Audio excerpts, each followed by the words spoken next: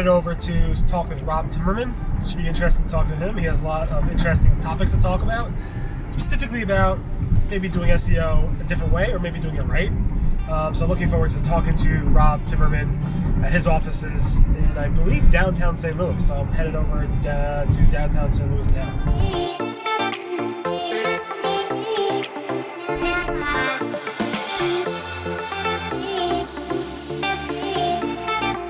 Thanks, Rob, for doing this. I appreciate it. Yeah, thanks for having me, Barry. Could you tell the people watching a little bit more about yourself? Sure.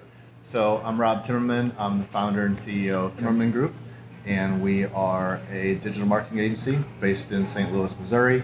We've got a team of approximately 25 people, and we specialize in website design, SEO, and search and social media. Cool.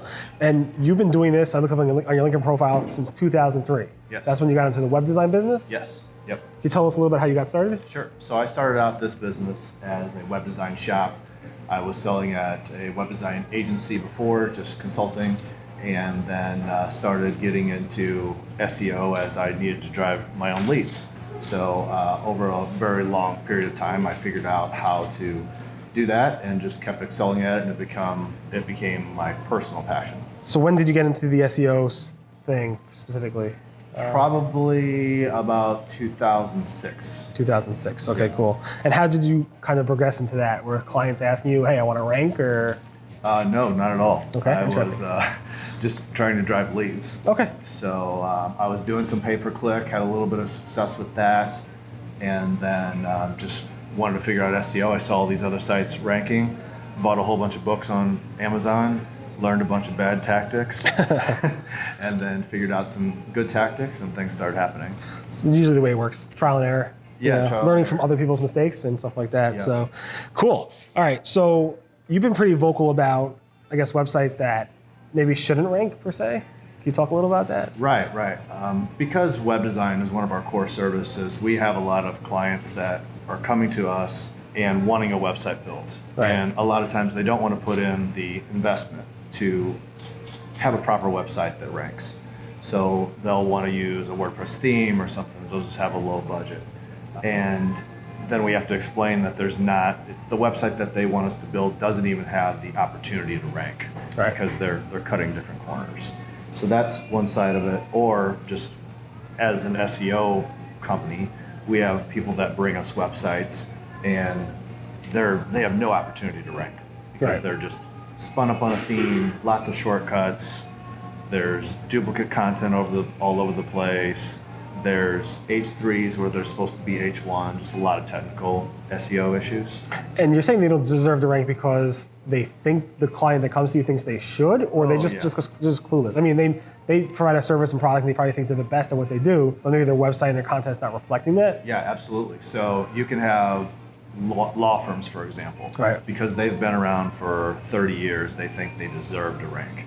And that's not just the landscape of Google. It's not about, they don't care what your website looks like, how many employees you have, or how many pages are on your website. So they're really looking for content and domain authority. So we have a lot of frustrated prospects that come to us and say, hey, I spent X amount of dollars on this website, it doesn't rank and it should.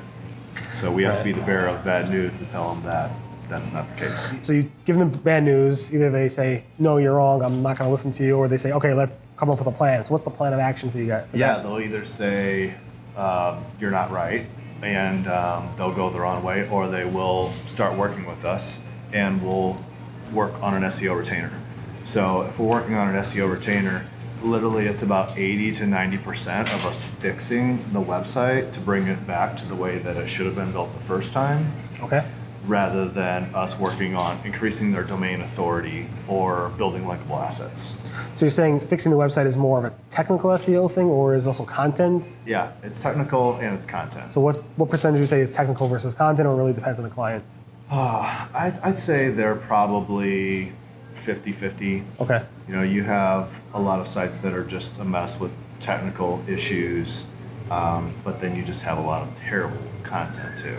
And they probably go hand in hand. The websites that are pretty much not built well for SEO purposes, they probably also didn't invest any time and effort into SEO content, or just general content in general. They probably have an about us page, services, but they're not really going deeper on the content side. Right, exactly. And we'll have a lot of prospects that come to us and say, hey, our website's built, now we would like to implement SEO. And that's something we constantly hear is they said they'd implement SEO at the end.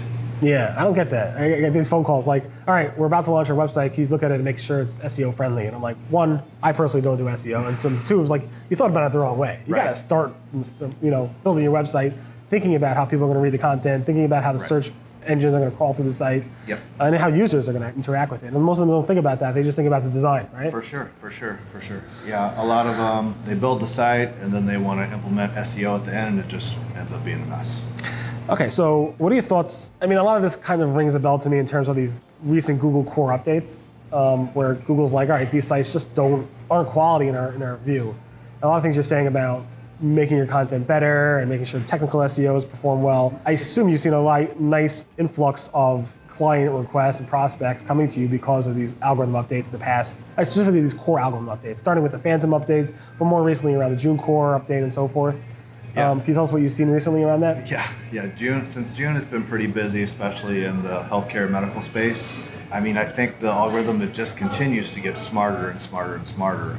And especially with this June core update, it's connecting all the pieces. Right. You might have been able to get by with duplicate content before if other factors on your site were great. Right. But now it's connecting everything and it's just flagging them left and right. And there's, it's the algorithm working now. It's not a lot of manual actions that are going out. Right. So because they don't have a manual notice in Search Console, they think that they're fine. Right. So, there's no like red flag that they see that's just blatant of Google said you did something wrong. Their rankings. Well, Google's communication around that was there's nothing for you to fix anyway. You're not doing anything wrong per se. We just don't think your site's great. Right. And thus you're not ranking you really that high in the search results. Right. Manual actions are easy, obviously, because there's a flag and they've done something wrong. But I guess not ranking well is, in a sense, not doing things right. So how do you communicate, I guess? How do you figure out, all right, client, hey, you don't have a manual action, but still you're doing things wrong, even though technically you're not doing anything wrong. Yeah, so first thing we'll do is run an audit on them, and we'll come back with a series of, a list of just items that need to be corrected. Okay. And then we have to play those back to the prospect, to the client, whatever stage that we're in. And a lot of times they don't want to hear those things because then that comes with the burden of work. Right. So when you have to tell a client that they need to write their entire website content over, or really for the first time because they didn't need to do it to start with, that's, that hits them. So at that point, they need to determine if that's worth the investment or not. And in your experience, it has been worth the I mean, so clients that come to you say, yes, I'm ready to go, I'm going all in, whatever it takes. I guess there is an ROI to that for most of your clients. Massive. Okay. Massive. I still think SEO has the best ROI of any type of amplification that you can do. Interesting, cool. There's been a lot of indexing issues recently with Google. We've seen lots of bugs over the past, I think, few months or so. Google's come out with a blog post saying, yeah, we have bugs and so forth, and we're doing better. And then the day after something happened and Google didn't confirm it, whatever it might be. What are your thoughts about all these indexing issues and so forth? I think that the index it's really full. Like, we're all fighting for space to get into the SERPs. Right.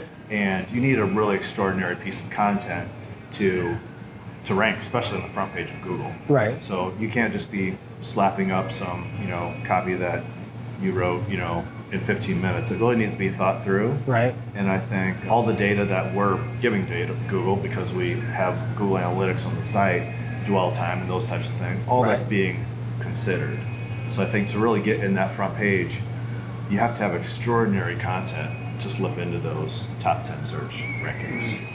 So two things on that. So it was funny, back in the old days, probably around when you started your company, it was like Google versus Yahoo, who could have the bigger index size and stuff like that. And then a few years later, Google was like, we no longer go ahead and publish how many pages we indexed. And now even Google says, we don't really want to index because we only want to index the top quality pages that we want to rank. Right. So obviously being indexed is one thing. Google will index tons and tons of pages, even though they say they don't want to. But then being ranked is also a whole other story, because Google might have, I don't know, 500 really quality pages they want to rank about bricks or stuff like that, but they still can only rank 2 in the top 2 positions. Right. So that's been a challenge. You think Google's being very stingy about what they're indexing, or it's a combination of indexing and ranking, do you think? I think it's a combination of indexing and ranking, because we'll see that on the back ends as well. You'll see Yahoo has 3,000 pages that are indexed and Google have 1,500. Right. And I think that they're just being selective about what they're putting into their index. Right. And they should, I guess. Sure. And one other thing is you mentioned analytics. So there's been a big debate in the SEO community. Does Google look at Chrome data or Google Analytics data? Right. Google says, no, we don't. Right. You think they do, obviously. I think they do. Okay. Yeah, Well, I definitely think that they do. Okay. And they should. I mean, I would look at that. I would look at dwell time and conversion rate and all that stuff that we give them as website owners. I would look at that, because there's no better judge than the end user's activity to tell if the page is good or not. So why do you think Google says no to that? I think it's touchy with Google, because they can't give out so much information. There's only a certain amount of information that they can give out. So otherwise, people are just going to be hacking dwell time, right, and those types of things. So I think Google tries to be transparent, but they also have to protect their IP. their data. Right. Yeah. So it doesn't hurt anyway for an SEO company or for a development company, design shop, to say, we need you guys, our clients, to focus on these metrics, on dwell time, on bounce rates. Right. It doesn't hurt for you guys to focus on that. Right. Even if Google says no and they're really not using it for ranking, it's still something you guys need to track. It's something you need to optimize on. So yeah, it's end user performance. So it doesn't really hurt. It's like, do you believe in God or not? Act like a good person. Yeah. And it doesn't hurt either way. Right. That type of thing. So I guess that's a good thing to think about. And obviously, That's how we look at it. Cool. All right. Awesome. I appreciate you taking the time to do this with me. How can people learn more about you or your company? You can find us on the web at wearetg.com, and you can find me personally on LinkedIn. That's where I typically put most of my content up.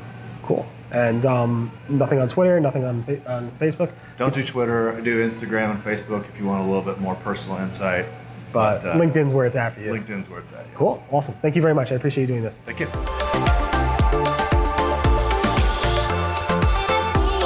That meeting was with Rob Timmermann from Timmermann Group. He has a really nice agency there, about 25 people or so. Really cool space. I think he's moving in about a few months or so, but this is a really cool space over here, not too far from downtown, and looking forward to seeing him do more cool stuff.